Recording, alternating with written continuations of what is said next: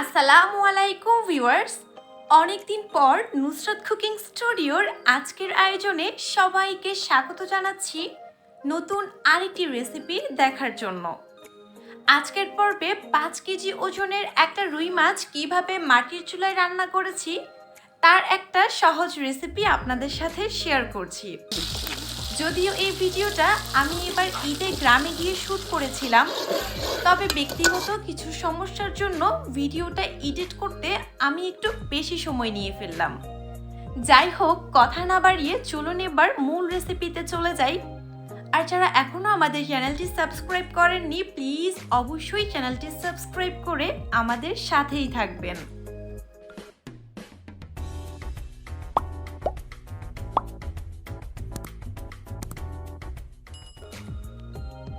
রান্নার পূর্বে প্রথমেই আমি রুই মাছটা ক্লিন করে নিব। যেহেতু এই মাছের ওজন 5 কেজি ছিল, তো মোটামুটি মাছটা বেশ বড়ই ছিল, সেই ক্ষেত্রে মাছটা ক্লিন করতে আমার একটু সময় লেগেছিল, বেশ কষ্টও হয়েছিল। তো প্রথমে আমি মাছের আঁশগুলো ছাড়িয়ে নিয়েছি, আর তারপর একটা নাইফ দিয়ে মাছের মাথাটা আলাদা করে কেটে নিয়েছি, সেই সাথে লেজের অংশটাও আলাদা করে নিয়েছি। আর হ্যাঁ, মাছ থেকে কিন্তু বেশ অনেকটা মাছের ডিমও পেয়েছি। যাই হোক, এবার এই মাছগুলো কেটে ছোট ছোট টুকরো করে নেওয়ার পালা। যেহেতু মাছটা বেশ অনেকটা বড় ছিল, তাই আমি এই মাছের পিসগুলো একটু ছোট ছোট টুকরো করে কেটে নিয়েছি, সেই সাথে মাছের মাথাটাও প্রসেস করে নিচ্ছি। আর সব কিছু মিলিয়ে কাটার পরে বেশ এতটুকু পরিমাণ মাছ হয়েছে। আমি গুনে দেখেছিলাম, এখানে 65 পিস মাছ হয়েছিল। তো এবার এই মাছগুলো ভেজে নেওয়ার পালা। আগেই বলেছিলাম আজকের এই রান্নাটা আমরা মাটির চুলায় করব। তো চুলায় একটা কড়াই বসিয়ে মাছ ভাজার জন্য এতে পরিমাণ মতো তেল দিয়ে দিলাম।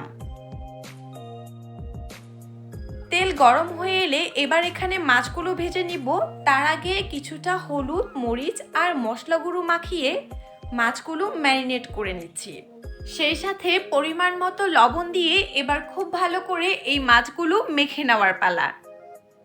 আর হ্যাঁ, এখানে যেহেতু 65 পিস মাছ হয়েছিল, তো এতগুলো মাছ আসলে আমার একসাথে রান্না করার প্রয়োজন ছিল না, তাই আমি এইখান থেকে অর্ধেকটা মাছ উঠিয়ে নিয়েছি, আর বাকি অর্ধেকটা মাছ আজকে রান্না করে দেখাচ্ছি।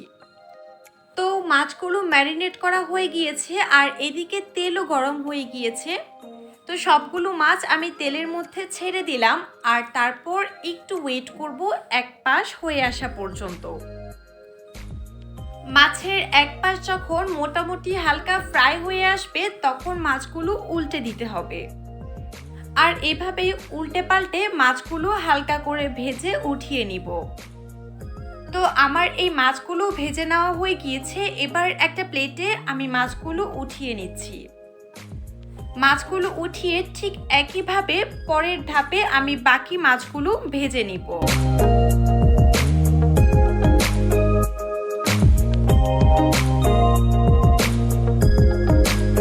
তো মাছ তো ভেজে নিয়েছি, এইবার এই মাছগুলো রান্না করার পালা। তার জন্য চুলায় একটা হাঁড়ি বসিয়ে তাতে পরিমাণ মতো তেল দিয়ে দিলাম। তেল গরম হয়ে এলে এবার এখানে দিয়ে দিচ্ছি পরিমাণ মতো বেশ কিছুটা পেঁয়াজ কুচি। চুলার আঁচ এ পর্যায়ে একটু কমে রাখবো, নয়তো আবার মশলাগুলো পুড়ে যেতে পারে। নেড়েচেড়ে প্রথমে পেঁয়াজগুলো একটু হালকা করে ভেজে নিয়েছি। এবার এখানে দিয়ে দিচ্ছি 2 টেবিল চামচ রসুন বাটা, আর সেই সাথে অ্যাড করে দিব 1 টেবিল চামচ আদা বাটা। এবার নেড়েচেড়ে পেঁয়াজ, আদা, রসুন এই 3টা মশলা একসাথে একটু ভেজে নিব। তারপর এখানে অ্যাড করে দিচ্ছি 2 টেবিল চামচ মরিচ গুঁড়ো, 1.5 টেবিল চামচ হলুদ গুঁড়ো এবং 1.5 টেবিল চামচ মশলা গুঁড়ো। এবার এই মশলাগুলো কষিয়ে নেওয়ার জন্য কিছুটা পানি দিয়ে দিলাম, আর তারপর নেড়েচেড়ে সব কিছু একসাথে মিশিয়ে বেশ খানিকটা সময় খুব ভালো করে এই মশলাগুলো কষিয়ে নিব। সেই সাথে স্বাদ মতো লবণও অ্যাড করে দিয়েছি। মশলাগুলো কষিয়ে নেওয়ার পর এবার এখানে আরও কিছুটা পানি দিয়ে দিলাম, আর এ পর্যায়ে কিন্তু চুলার আঁচটা আমি মোটামুটি মিডিয়ামে রেখেছি। তো খুব ভালো করে সবগুলো মশলা মিনিট খানেক কষিয়ে নেওয়ার পর এবার এখানে একে একে মাছের টুকরোগুলো ছেড়ে দিব।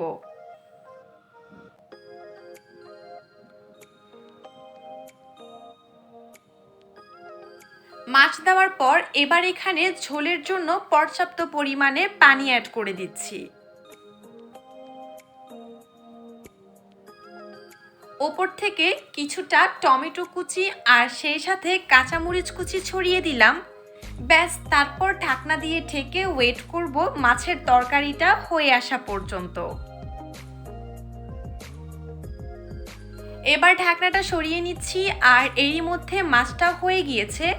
আমি অফ স্ক্রিনে টেস্ট করে দেখেছি, সব কিছুই পারফেক্ট ছিল। যাই হোক, এটাই ছিল আমার আজকের রেসিপি। আশা করছি ভিডিওটা সবার ভালো লেগেছে।